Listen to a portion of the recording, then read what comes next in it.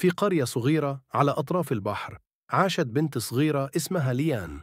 ليان كانت مختلفة عن باقي أطفال القرية لأنها كانت بتتكلم بلغة غريبة محدش في القرية يقدر يفهمها أو يعرف مصدرها.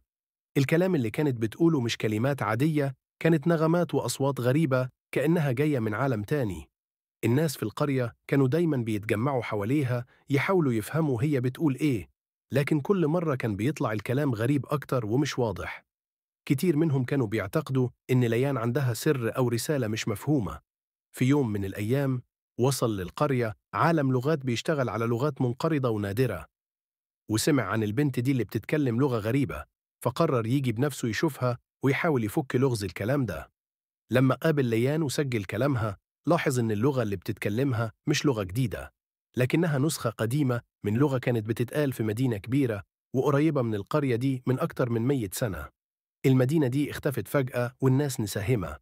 العالم بدأ يحلل الكلام اللي سمعه، واكتشف إن ليان مش بس بتتكلم، دي كأنها شايلة روح واحدة من سكان المدينة دي اللي عاشوا فيها قبل ما تختفي.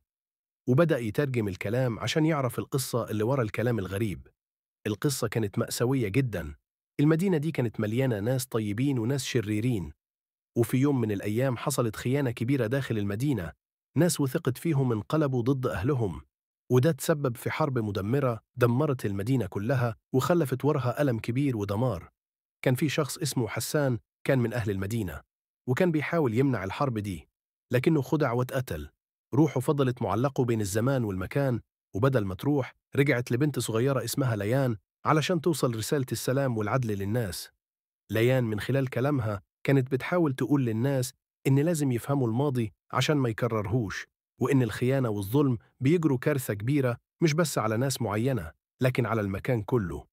القرية كلها تحولت من مجرد مكان هادي لواحد قصص وأسرار. الناس بدأوا يسمعوا قصص المدينة القديمة ويحاولوا يفهموا سر ليان والكلام الغريب اللي بتقوله.